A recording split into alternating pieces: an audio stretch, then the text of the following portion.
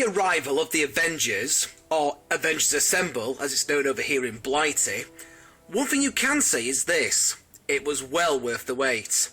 This film has been teased ever since the very end of Iron Man, back in 2008, when Nick Fury showed up after the end credits to talk to Tony Stark about something called the Avenger Initiative. To be honest, I did have my worries about this film.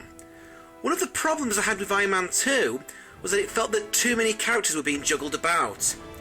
These same fears were floating around with the Avengers. How are they going to juggle a whopping 7 lead characters, not to mention a main villain backed by an army, and a supporting cast pulled from all the other films so far? Okay, so there's no War Machine this time round, and Natalie Portman's character is only briefly mentioned, but nevertheless there were worries that this movie would collapse in upon itself under its sheer size. And when I first saw the trailer, which featured what appeared to be a giant metal centipede chasing Iron Man, I had my worries. "Not Transformers 3 all over again!" I screamed to myself as I tore at my scalp in frustration. This could have been a right old mess, so the fact that the film doesn't fall apart is a credit to itself. Perhaps the hardest challenge Avengers faced was in maintaining its sense of scale. How exactly are they going to be able to give heroes with more street-level skills, like Captain America, Hawkeye and Black Widow, who between them have a shield, a bow and arrow, and some gymnastic fighting moves, a chance to shine alongside the more over-the-top, larger-than-life abilities of Iron Man, Thor, and the Hulk? Amazingly, they managed to pull it off, and somehow everyone manages to get their big moment on screen. In fact, most of them get about 4 or 5 big moments. Hawkeye in particular gets introduced quickly.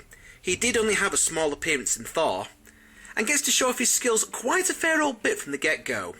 In fact, some of the film's best 3D moments involve Hawkeye shooting off one of his arrows. Black Widow, in the meantime, is a more fully fledged out character. In Iron Man 2, she just seemed to be a distraction that was only there to bring some pouting lips and flying leglocks to the proceedings. But here, she's a more fully developed character this time round, and shows that, although she may lack the physical strength of some of her male counterparts, she is still a deadly force to be reckoned with. Chris Evans reprises his role as Cap, as does Robert Downey Jr. as Iron Man, Chris Hemsworth as Thor, and Samuel L. Jackson as Nick Fury. And not only do they all do an excellent job at reprising their roles, but they shine all the more when they're bouncing these characters off each other. Mark Ruffalo, I thought, was brilliant as Bruce Banner. He plays it a little differently than Edward Norton does. His Bruce is very shy and awkward. He's constantly wringing his hands nervously, and you can see the forced calmness he has to maintain in order to prevent the other guy from coming out. Bruce is clearly doing his best to try and keep those pesky transformations under control, and seems to have gained a dry sense of humour as he becomes more resigned to the cards that fate has dealt him. Of course, when the Hulk finally comes out to play, he gets to kick some serious ass, as you've no doubt seen from the trailer.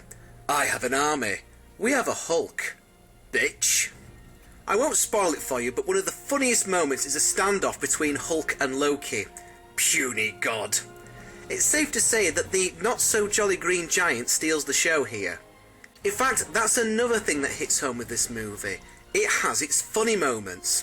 You look back over an episode of Buffy the Vampire Slayer, and you'll see that it has its action sequences, it has its dramatic moments, and it also has its funny moments. And the Avengers has that as well.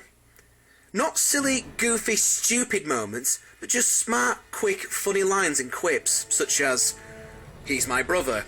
He killed 80 people in 2 days.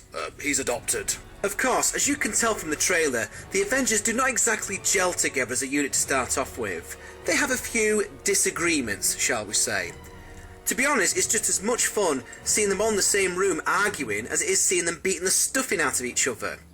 Yes, there are a couple of hero versus hero showdowns along the way, but this is very much a comic book tradition, isn't it? And in the end, it takes the death of one particular major character to make them realise that they have to put their differences aside and work together. Again, I won't give away whose death it is, but needless to say, I didn't see it coming. All I can say about this movie is, my god, they really did it. They spent 5 movies building up to this one movie. 4 franchises coming together to form one huge mega franchise. And again, it was definitely worth the wait. It's a huge burden to place on the shoulders of Joss Whedon, but if anyone could make it work, it's him. Anyone who has seen Buffy, Angel, or Firefly will know that Whedon knows how to put a team of people together from very different backgrounds and see how they overcome these differences. From Steve Rogers' no-nonsense approach to Tony Stark's piss-taking. This one really raises the bar as far as superhero movies are concerned.